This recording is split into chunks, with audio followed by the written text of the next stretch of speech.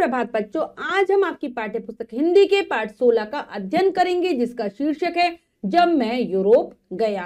तो बच्चों, ये जो पाठ है हमारे देश के प्रथम राष्ट्रपति डॉक्टर राजेंद्र प्रसाद जी द्वारा लिखित है और इस पाठ में उन्होंने अपनी यूरोप यात्रा का वर्णन किया है। तो चलिए पाठ को पढ़ते हैं और करते हैं यूरोप की यात्रा डॉक्टर राजेंद्र प्रसाद जी के साथ। पाठ 16, जब मैं यूरोप गया। डॉक्टर राजेंद्र प्रसाद स्वतंत्र भारत के प्रथम राष्ट्रपति थे। वह राजनीतिज्ञ होने के साथ साथ उच्च कोटि के विद्वान और चिंतक भी थे। गांधीवादी विचारधारा से प्रभावित होने के कारण आपका जीवन सादगी और सरलता का उदाहरण था। प्रस्तुत यात्रा वृत्तांत में आपने अपनी प्रथम विदेश यात्रा के अनुभवों का वर्णन किया है। तो पहले हमारे देश के पहले राष्ट्रपति थे डॉक्टर राजेंद्र प्रसाद जी। तो वो राजनीतिज्ञ तो थे ही, राजनीति में तो थे ही साथ बहुत बड़े विद्वान और चिंतक थे, मतलब सबके बारे में विचार करने वाले थे। ये गांधी जी से प्रभावित थे, इस कारण इनका जीवन भी बहुत सादगी और सरलता से भरा हुआ था। तो उन्होंने बताया कि किस प्रकार से वो विदेश की यात्रा में गए और उन्होंने क्या क्या अनुभव किया। क्या कह रहे लेखक, यह मेरी पहली विदेश यात्रा थी। मित्रों की सलाह पर मैंने सर्दी के लिए गर्म कपड़े बनवाए।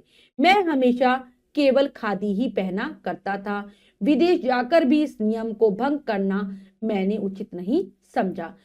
क्या कह रहे हैं कि ये उनकी पहली विदेश यात्रा थी, यानी कि वो पहली बार अपने देश से बाहर घूमने गए थे और उन्होंने के दोस्तों ने उन्हें कहा कि सर्दी के लिए गर्म कपड़े बनवा लो, तो उन्होंने बनवाए। लेकिन वो हमेशा क्या पहनते थे, खादी, यानी कि जो सूती कपड़े थे ना, जो गांधी जी पहना करते थे वैसे ही पहनते थे। तो उन्होंने सोचा कि मैं विदेश जाकर भी अपने इस नियम को क्यों तोड़ूं, मुझे नहीं तोड़ना। इसलिए क्या करते हैं वो, इसीलिए कश्मीरी ऊन के कपड़े ही खादी भंडार द्वारा मंगवा कर बनवाए। कपड़े की काट छांट भी देश से रखे, इसलिए वो क्या करते हैं, कश्मीरी ऊन के कपड़े बनवाते हैं, खादी भंडार से ही मंगवाते हैं उन कपड़ों को और फिर बनवाते हैं। और कपड़ों का जो तरीका था, मतलब जो उनकी कटाई छटाई हुई, वो भी जैसे हमारे देश की होती है वैसे ही रखी। मैंने अंग्रेजी पोशाक न पहनने का निश्चय कर लिया था कि मैं अंग्रेजों के वस्त्र नहीं धारण करूंगा। इससे दो लाभ हुए, लेकर कह रहे कि इससे दो फायदे हुए मुझे। एक तो बहुत कम खर्च में काम के लायक काफी कपड़े तैयार हो गए। दूसरे, पोशाक हिंदुस्तानी थी, इसीलिए उनमें कुछ भूल अथवा भद्दापन भी हो तो कोई विदेशी नहीं समझ सकता था। पहला लाभ तो क्या हुआ कि बहुत कम खर्चा हुआ और कपड़े बन गए काफी सारे। और दूसरा कि उनकी जो कपड़े थे वो हिंदुस्तानी थे, तो विदेश में अगर उनसे कुछ गलती हो जाती, कपड़े होकर किसी को अच्छे भी नहीं लगते, तो विदेशियों को तो कुछ समझ में ही नहीं आता। अंग्रेजी और रहन सहन साधारण करने पर उन लोगों के फैशन और रीति नीति के अनुसार ही चलना फिरना, कपड़ा पहनना और खाना पीना पड़ता है। अपना रहन सहन कायम रखने के लिए यह सब झंझट दूर हो जाता है। तो क्या कह रहे हैं कि अगर मैं अंग्रेजी कपड़े पहनता हूं तो मुझे उन्हीं के अनुसार रहना पड़ता, खाना पीना पड़ता, उनके फैशन को अपनाना पड़ता, जो कि बहुत मुश्किल भरा होता मेरे लिए। राजेंद्र प्रसाद जी कह रहे इसलिए अपने कपड़े पहनने में उन्हें सुविधा हुई, क्योंकि इससे सारी ये जो झंझट थे कि अंग्रेजों जैसे चलो पहनो रहो, ये सब खत्म हो गया था। विशेषकर मेरे जैसे आदमी के लिए यह झंझट कुछ कम नहीं है कि मैंने जीवन भर कपड़े और फैशन पर ध्यान ही नहीं दिया।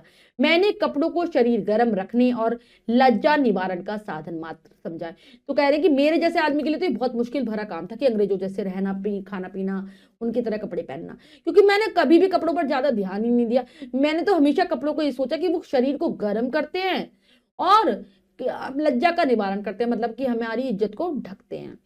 जहाज में मेरी पोशाक लोगों के कौतूहल का केंद्र बनी रही। एक पारसी दंपति और एक अंग्रेज सज्जन मेरी ओर विशेष आकर्षित हुए।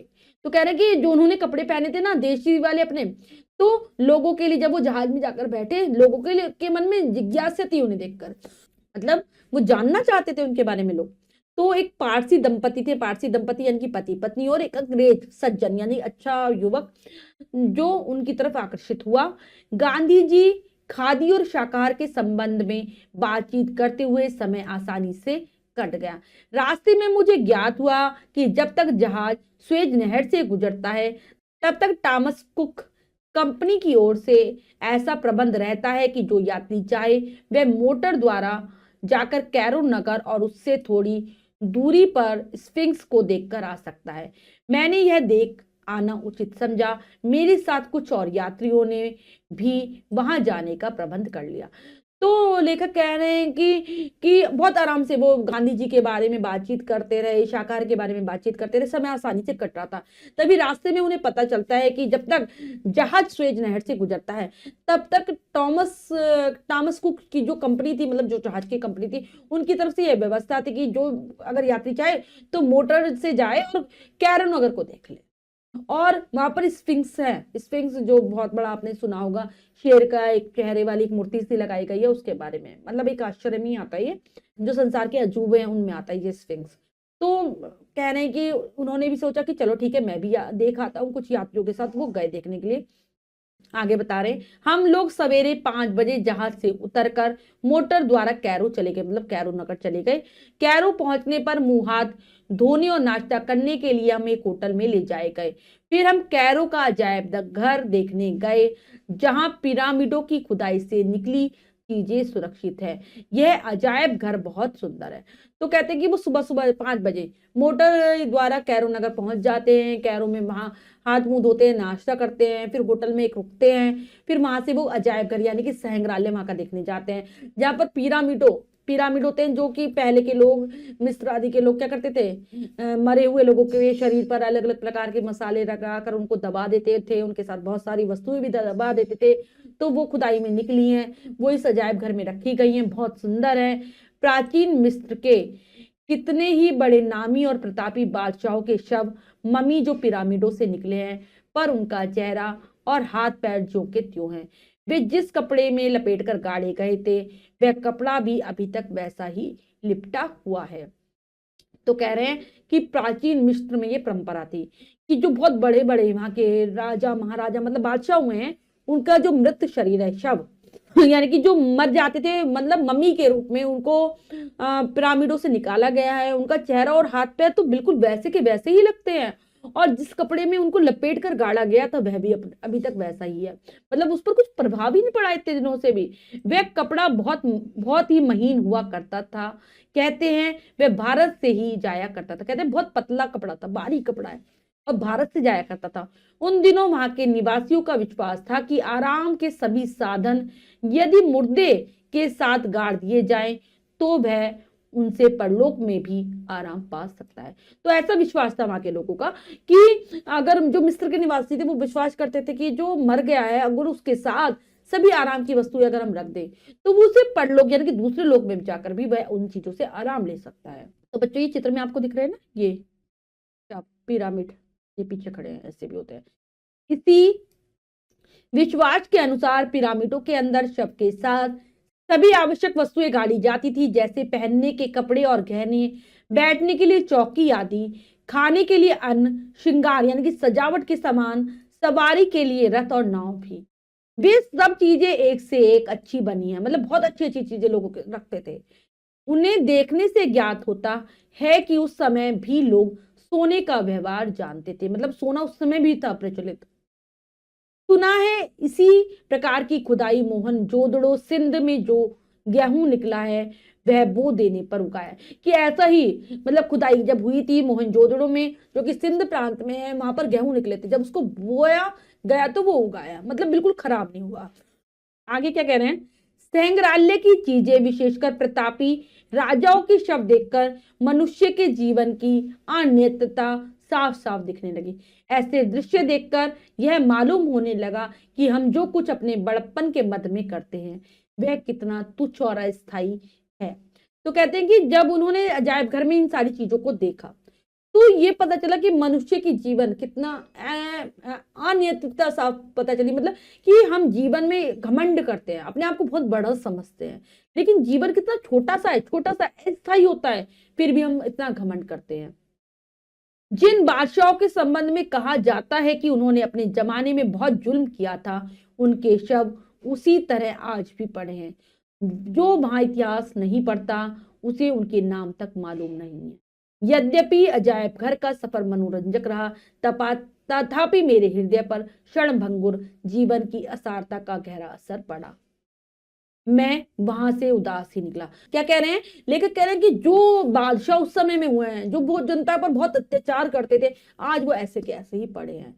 अगर कोई इतिहास ना पढ़े तो इनके नाम तक किसी को ना पता हूं, तो अच्छा रहा सफर, लेकर कह रहे हैं अजायब घर का, लेकिन उनके जीवन में उस मतलब उनके जीवन पर असर पड़ा इसका। उन्हें ऐसा लगा जो क्षणभंगुर है जीवन, एक क्षण में नष्ट होने वाला है, वो हम उसमें क्या क्या करते हैं। और लेखक को उदासी, लेखक के चेहरे पर उदासी छा गई। संग्रहालय के बाद हम लोगों को शहर की कुछ प्राचीन और प्रसिद्ध इमारतें दिखाई गई, जिनमें से एक प्रसिद्ध मस्जिद भी है। मिस्र में मुसलमान पूरब की ओर मुंह करके नमाज पढ़ते हैं, क्योंकि यहाँ से काबा पूरब की ओर पड़ता है। तो कह रहे हैं कि संग्रहालय के बाद हम बहुत सारी चीजें जो और थी, शहर की प्राचीन चीजें वो देखने भी गए, पुरानी चीजें, बहुत प्रसिद्ध प्रसिद्ध इमारतें थी वो देखी हमने, उसमें से एक मस्जिद भी थी। इस यहाँ पर मिस्र में क्या है कि जो मुसलमान लोग हैं पूरब की ओर मुंह करके नमाज पढ़ते हैं, नमाज जो कि उनकी जैसे हम पूजा पाठ करते हैं ऐसे वो लोग नमाज करते हैं। तो क्योंकि कहा जाता है जो कि काबा यानी कि जो उनका मक्का मदीना वाला जो काबा है जिसको वो पवित्र मानते हैं, वो पूरब की ओर पड़ता है मिस्र से। जैसे अगर हमारे देश में हम देखें तो मुसलमान कहाँ करते हैं, पश्चिम की ओर मुंह करके नमाज पढ़ते हैं, लेकिन वहां पर पूरब की ओर करते हैं। यह एक हिंदुस्तानी को अजीब सा लगता है। वहां की मस्जिदें भी इसी कारण पूरब की रुख की रहती हैं। वहां की भाषा अरबी है, यूरोपीय भाषाओं में सबसे अधिक प्रचार वहां फ्रेंच का है। तो कह रहे कि हम लोगों को अजीब लगता है क्योंकि हमने कभी ऐसे देखा ही नहीं, और वहां पर जो मस्जिदों के मुंह है वो भी पूरब की ओर है, और यहाँ पर अरबी भाषा बोली जाती है, और साथ ही साथ यहाँ पर जो और दूसरी भाषा चलती है वो फ्रेंच है। लोग साफ सुथरे हैं, पुलिस वाले तुर्की फेज पहने हुए थे। यद्यपि कैरो पुराना शहर है, पर जिस हिस्से को हमने देखा वह बहुत कुछ आजकल के शहरों जैसा ही है। तो पुलिस वाले तुर्की फेज मतलब तुर्की जैसे ड्रेस पहनते हैं, और बहुत पुराना शहर है, लेकिन कुछ भाग जो हमने देखा था वो आजकल के शहरों जैसा ही लगा लेखक को। आगे बता रहे हैं लेखक, दोपहर का भोजन करके हम लोग कुछ देर तक मोटर पर पिरामिड देखने गए। एक स्थान पर पहुंचकर मोटर छोड़ देनी पड़ी, ऊंटों पर सवार होकर पिरामिडों तक जाना पड़ा। मेरे लिए ऊंट की सवारी बिल्कुल नई ही, क्योंकि मैं कभी ऊंट पर चढ़ा नहीं था। तो लेखक वहां से दोपहर का भोजन कर मोटर पर ही पिरामिड देखने ले जाते हैं। पिरामिड बहुत बड़े बड़े बनाए जाते हैं जिनमें मम्मियों को रखा गया था, वो देखने के लिए जाते हैं। मम्मी अभी हमने जाना था जो शव, ठीक है। तो वो कुछ दूर पर कहते हैं लेखक को मोटर से हमें उतर कर ऊंटों की सवारी करनी पड़ी, क्योंकि ऊंटों पर ही वहां तक जाया जा सकता था, और लेखक को ये सवारी का जो अनुभव था बिल्कुल नया लगा, क्योंकि वो इससे पहले कभी ऊंट पर नहीं बैठे थे। पिरामिडों के नजदीक जाकर देखा, ये बहुत ऊंची चौखुंटी इमारतें हैं। हमारे देश में जैसे ईंटों का पजावा बनता है, वैसे ही ये पत्थरों के बहुत बड़े बड़े चौरस टुकड़ों के बने हैं। पजावे की तरह ही नीचे की चौड़ाई अधिक है, और जो ऊपर की ओर कम होती गई है। ईंटों का पजावा छोटा होता है, पर पिरामिड बहुत बड़े और ऊंचे हैं। इनमें लगी एक एक ईंट मेरी अनुमान से 5 हाथ लंबी होगी। तो लेकर कह रहे हैं कि जब हमने पिरामिडों को पास से जाकर देखा तो ऐसा लगे कि चौरस चौरस इमारतें हैं ये, मतलब चौकोर आकार की बड़ी बड़ी इमारतें हैं। जैसे हमारे देश में ईंटों का पजावा, यहाँ पजावा होता है बच्चों जहाँ पर ईंट पकाई जाती है, वो होता है वैसे ही ये भी पत्थरों के बहुत बड़े बड़े चौरस आकार के टुकड़े हैं। और जैसे पजावे में होता है नीचे की ऊंचाई ज्यादा और ऊपर की कम होती जाती है, ऐसा ही यहाँ पर है। वो ईंटों का जो पजावा होता है वो कह रहे वो छोटा होता है, लेकिन ये बहुत बड़े हैं और ऊंचे हैं। इनमें लगी एक एक ईंट लेकर कह रहे कि इतनी है जैसे कि 5-5 हाथ लंबी हो, उन्होंने अनुमान लगाया। जो इसी के अनुपात में उनकी चौड़ाई और मोटाई है। एक एक ईंट काट कर न जाने कितने दिनों में इतनी बड़ी इमारत तैयार हुई होगी। इसमें कितने गरीबों ने अपनी जिंदगी का कितना हिस्सा लगाया होगा, और यह सब किसी एक राजा के नाम को उसके मरने के बाद भी कायम रखने के लिए किया गया था। नाम तो अब केवल पुस्तकों में ही रह गया है। ये इमारतें जिनसे मनुष्य कोई लाभ नहीं उठा सकता, अपनी जगह पर हजारों वर्षों के बाद आज भी ज्यों की त्यों खड़ी हैं। तो लेखक कह रहा है कि इतनी ही इनकी चौड़ाई है, और इसी अनुपात में वो ऊंची भी है, मतलब मोटी भी है।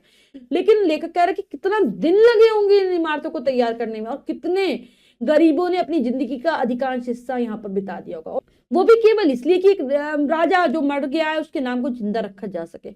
अब तो केवल वो पुस्तकों में ही है सुरक्षित उनका नाम, और ये ऐसे की ऐसे ही खड़ी हैं ये इमारतें, और ऐसी इमारतें हैं जिसका कोई लाभ नहीं है किसी को, कोई इनसे लाभ भी नहीं ले सकता। स्फिंक्स एक अजीब चीज है। इसका मुंह मनुष्य का और शरीर दानव का है। एक बहुत बड़ी मूर्ति उस रेगिस्तान में इसी शक्ल की बनी पड़ी है। सुनते हैं प्राचीन काल में यह प्रश्नों के उत्तर देती थी, पर यह जो कुछ कहती थी उसको उसका समझना कठिन होता था। अब ये बातें तो नहीं है, पर यह मूर्ति अवश्य उस काल का स्मरण कराती रहती है। अब लेखक जाते हैं स्फिंक्स के, मतलब स्फिंक्स वहीं पर है जहां पर वो पिरामिड देख रहे थे। तो वो कहते हैं कि जो स्फिंक्स है एक बहुत अलग सी अनोखी सी चीज है। इसका जो मुंह है, मतलब एक मूर्ति सी बनाई गई है, मुंह तो मनुष्य का है और शरीर कैसा है, दानव का है। और बहुत बड़ी मूर्ति है जो रेगिस्तान में खड़ी है, रेतीले भाग में खड़ी है। और मतलब ऐसी शक्ल है, मनुष्य का मुंह और पूरा दानव जैसी लगती है।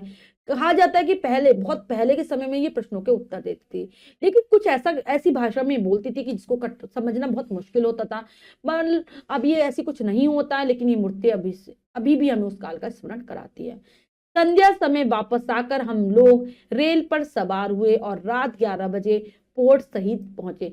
शाम के समय वो वापस आते हैं और रेल की यात्रा करते हैं और कहां पर पहुंच जाते हैं, पोर्ट सहित पहुंच जाते हैं। जहाज वहां पहुंच गया था, खाना पीना रेल में ही हो गया था, इसलिए हम जाकर अपने अपने कमरे में सो गए। तो उनका जहाज भी उसी स्थान पर पहुंच गया था, खाना पीना उन्होंने रेल में किया और फिर वो अपने अपने कमरों में जाकर सो गए। भूमध्य सागर में पहुंचने पर कुछ सर्दी लगने लगी। लाल सागर तो बहुत गर्म था, अरब सागर से भी अधिक। तो वो भूमध्य सागर में पहुंच जाते हैं, भूमध्य सागर का सफर कर रहे होते हैं तो उन्हें ठंड लगती है। कह रहे इससे पहले उन्होंने लाल सागर का जो सफर किया था वहां पर गर्मी थी और अरब सागर से भी ज्यादा गर्मी थी। भूमध्य सागर में हवा भी कुछ और जोर से चलती थी, इसलिए जहाज कुछ हिलता था, वहां पर हवा भी थी, उन्हें जहाज हिलता हुआ महसूस हो रहा था। इटली के निकटवर्ती सिसिली टापू के पास होकर जहाज गुजरा, वहां का शहर कुछ दूर से देखने में आया। तो इटली के ही पास पड़ता है सिसिली टापू, वहां से उनका जहाज गुजरता है। तो जो शहर था उन्होंने दूर से ही देखा। पहाड़ साफ नजर आता था। कुछ दिन बाद हम मार्सेल्स फ्रांस पहुंच गए। तो पहाड़ पहाड़ दिखे और कुछ दिन की यात्रा के बाद वो फ्रांस की जगह थी मार्सेल्स, वहां पहुंच जाते हैं। रास्ते में कोई विशेष बात नहीं हुई, आराम से पहुंच गए। समुद्री यात्रा में चारों ओर पानी ही पानी दिखता है। दिन रात पानी देखते देखते एक दो दिनों के बाद जी उब जाता है। अगर कहीं कोई गुजरता हुआ जहाज आ जाए या जमीन देखने में आ जाए तो बहुत आनंद आता है। लेकर कह रहे कि कई दिनों का जब सफर हो, समुद्री यात्रा हो, तो दिन रात बस तुम पानी पानी देखते रहोगे, तुम एकदम बोर हो जाओगे, उब जाओगे। और अगर तुम्हें पानी देखते देखते आसपास से कोई जहाज गुजरता हुआ दिख जाए, कोई जमीन दिख जाए, तो मजा आने लगता है। सभी मुसाफिर उसे इस तरह देखने लगते हैं मानो उन्होंने कभी जमीन देखी ही नहीं है। तो जो भी यात्री होते हैं ना, समुद्र की जो यात्रा करते हैं, वो आसपास से गुजरने वाले जहाजों को, जमीन को ऐसे देखते हैं कि पहले उन्होंने कभी देखा ही नहीं ऐसा कुछ। मार्सेल से हम मार्सेल्स में हम सवेरे ही उतरे, वहां एक होटल में ठहर गए। वहां भी कुक कंपनी की कृपा से शहर के देखने योग्य सभी स्थानों को देख लिया। तो वहीं पर कुक कंपनी की तरफ से व्यवस्था थी, वहां जाकर भी आप सारे शहरों में देख सकते हो और देखने योग्य सभी स्थानों को लेखक ने देख भी लिया। सवेरे जहाज से उतरते ही मैंने रात को रवाना होने वाली गाड़ी में अपने लिए जगह ठीक करा ली थी। दिन भर घूम घाम कर रात की गाड़ी से पेरिस के लिए रवाना हो गया। तो लेखक ने पहले ही अपनी रात की जो गाड़ी थी उसमें अपनी सीट बुक करा ली थी। दिन भर वो घूमे और रात को पेरिस से के लिए रवाना हो गए, मतलब पेरिस के लिए निकल गए। पेरिस से गाड़ी बदलकर कैसे पहुंचा, वहां फिर जहाज पर चढ़कर संध्या होते होते डोवर में उतरा। शाम के समय लेखक जहाज पर चढ़कर डोवर जगह थी वहां पर पहुंच गए। डोवर से रेल में चढ़कर रात के लगभग 9 बजे लंदन पहुंच गया। फिर डोवर से रेल में चढ़े, फिर लंदन पहुंचे। मैं मार्च के तीसरे सप्ताह में लंदन पहुंचा था, पर वहां अभी काफी सर्दी थी। तो लेखक कह रहे हैं कि वो मार्च का तीसरा सप्ताह चल रहा था तब वो लंदन पहुंचे थे, लेकिन वहां पर अभी भी सर्दी थी, सर्दी का मौसम था। स्टेशन पर पहले से वहां पहुंचे हुए मित्र मिल गए। मैं सीधा उस मकान में चला गया जो पहले ले लिया गया था। वह गोल्डर्स ग्रीन में था। हम लोग कुछ दिन तक वहीं ठहरे। तो उनके मित्र उन्हें लेने के लिए आ जाते हैं और फिर वो उस मकान में चले जाते हैं जो कि उन्होंने पहले से बुक करा रखा था और वह वहीं रहते हैं काफी दिन तक। मैं लंदन एक मुकदमे के सिलसिले में गया था। मुकदमे से छुट्टी पाकर मैं स्विट्जरलैंड गया। तो लंदन क्यों गए थे लेखक, एक कोई मुकदमा था उनका, वो इसलिए गए थे। और फिर वो मुकदमे से जैसे उन्हें छुट्टी मिली, मतलब मुकदमा समाप्त हुआ, वो स्विट्जरलैंड चले गए। मेरी बहुत इच्छा थी कि मैं श्री राम रोला से मिलूं, पर उनके घर पहुंचने पर ज्ञात हुआ कि वे गर्मी के कारण काठ रोगी पहाड़ी पर गए हैं। मैं वहां चला गया। रास्ता सुंदर था। ट्रेन ऊंचे पहाड़ पर आहिस्ता आहिस्ता चलती गई। तो वहां पर वो मिलना चाहते थे श्री रोमा रोला से। तो पता वो उनके पास जाते हैं मिलने के लिए, तो पता चलता है कि गर्मी के कारण वो काठ रीगी पहाड़ी पर चले गए हैं। और फिर वो वहां जाते हैं लेकर उनसे मिलने के लिए, और रास्ता बता रहे हैं कि बहुत सुंदर था। रेल भी ऊंचे पहाड़ों पर बहुत धीरे धीरे से आगे बढ़ रही थी। मैं 2 दिन तक वहां रहा। बातचीत भी हुई। कठिनाई यह हुई कि मैं फ्रेंच नहीं जानता था और वे अंग्रेजी नहीं जानते थे। एक दुभाषी की सहायता लेनी पड़ी, पर उसकी विद्या भी कुछ अंदाज की ही थी। तो वो कह रहे हैं कि वहां पर मैंने उनसे बातचीत की, लेकिन बहुत मुश्किल आ रही थी, क्योंकि उन्हें फ्रेंच आती थी जो कि मुझे नहीं आती थी। मुझे अंग्रेजी आती थी जो कि उन्हें नहीं आती। तो एक दुभाषी, यानी कि जो दोनों भाषाओं को जानने वाला है, उनमें क्या करते हैं, दुभाषी अनुवाद कर देते हैं एक भाषा का दूसरी भाषा में। तो उनसे उन्होंने मदद ली और उसने अपनी अनोखी विद्या का परिचय दिया। वहां से चलकर मैंने वर्न टेल, न्यूटा टेल, लोसान और जेनेवा शहरों को देखा। ये सारी चीजें घूमे लेकर न्यूटा टेल में एक आश्चर्यजनक घटना हुई। मैं वहां बाजार में घूम रहा था। एक दुकान में हाथ के बुने कपड़े बिकते थे। तो जब लेकर न्यूटा टेल गए ना बच्चों, वहां पर उनके साथ एक अलग सी घटना होती है, आश्चर्यजनक, हैरानी वाली। वो वहां पर बाजार में घूम रहे थे, तो वहां पर एक दुकान उन्होंने देखी जहां पर हाथ के बुने कपड़े बिकते थे।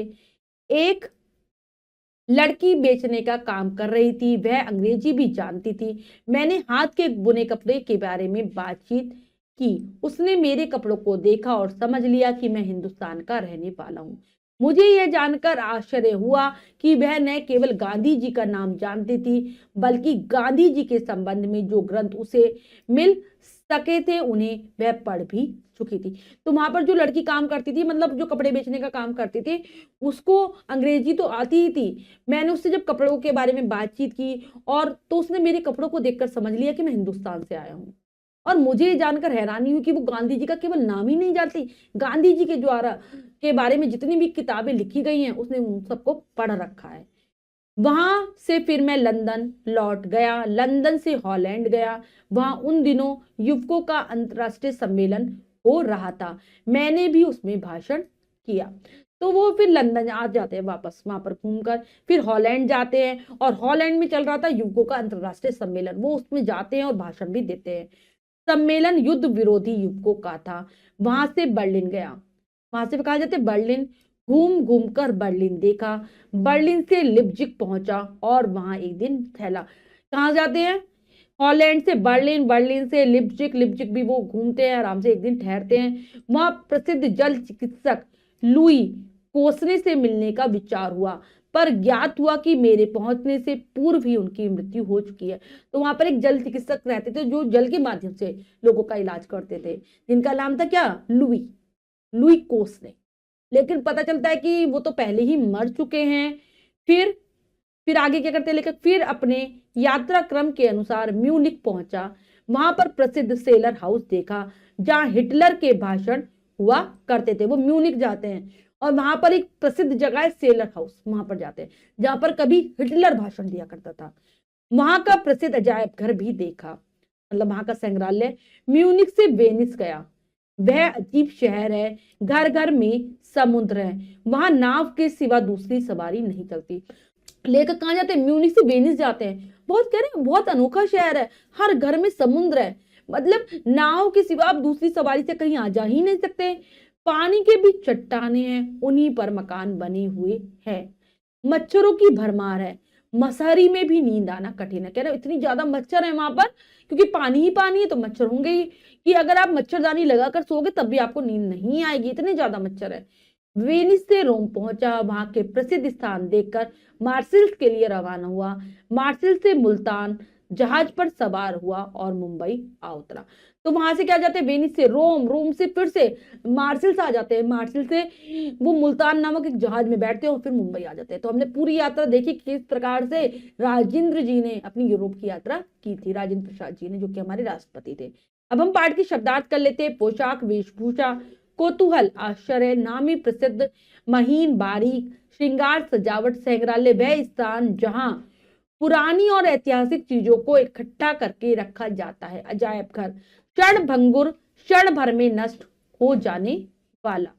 पजावा, ईंटों को पकाने का आवा। दानव, राक्षस, निकटवर्ती, पास में स्थित। मुसाफिर, यात्री, संध्या, शाम, आहिस्ता आहिस्ता, धीरे धीरे। दुभाषिया, जो दो भाषाएं जानता हो। मसहरी, मच्छर दानी। तो बच्चों ये हैं पाठ के शब्दार्थ, इन्हें आप बहुत अच्छे से याद कर लेंगे। अब हम पाठ का अभ्यास कार्य कर लेते हैं, जो कि है लिखिए में से। पहला प्रश्न पढ़ते हैं, करने का प्रयास करते हैं। सही उत्तर वाले गोले को रंगिए। प्रश्न में 4 विकल्प है, 3 विकल्प गलत है, 1 विकल्प सही है। हमें सही विकल्प को चुनना है, सही का निशान लगा देना है। करते हैं। लेखक ने कपड़ा कहां से मंगवाया था? खादी भंडार से, अमेरिका से, लंदन से, सऊदी अरब से। तो वह खादी भंडार से मंगवाते हैं कपड़ा।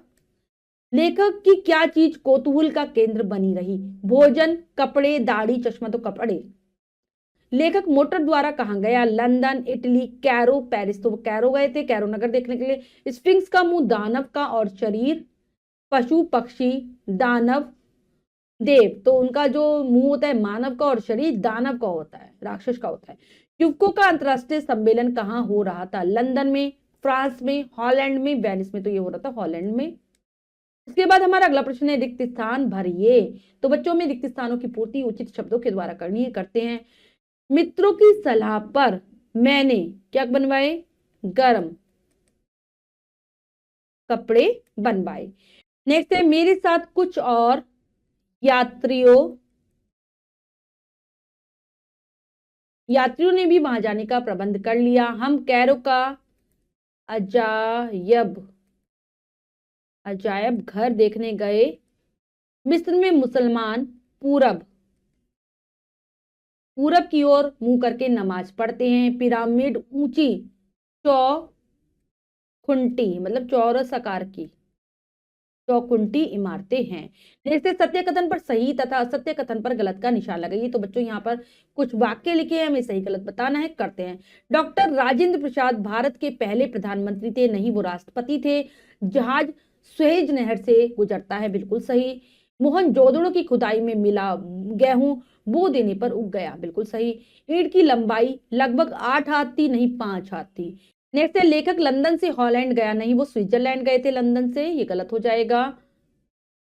अब है, निम्नलिखित को सुमेल कीजिए। तो हमें मिलान करना है। आ और बा 2 कॉलम है। कपड़े क्या था? लज्जा निवारण के साधन। स्वेज क्या थी? नहर। चौखुटी इमारत, पिरामिड। ममी, राजाओं के शव। क्षणभंगुर, जीवन। घर घर में समुद्र कहाँ है? वेनिस में। तो बच्चों ये कार्य हमने अच्छे से समझकर पूर्ण कर लिया। इसके बाद जो भी कार्य है वो आपको स्वयं करना है सुंदर अक्षरों में अपनी अभ्यास पुस्तिका में। बच्चों आज हमने जाना यूरोप की यात्रा के बारे में, जो कि डॉक्टर राजेंद्र प्रसाद जी ने की थी। आशा करती हूँ ये पाठ आपको अच्छे से समझ आ गया होगा। पाठ के शब्दार्थ आप याद कर लेंगे। मिलते हैं अगली कक्षा में नए पाठ के साथ। तब तक के लिए स्वस्थ रहिए, प्रसन्न रहिए। धन्यवाद।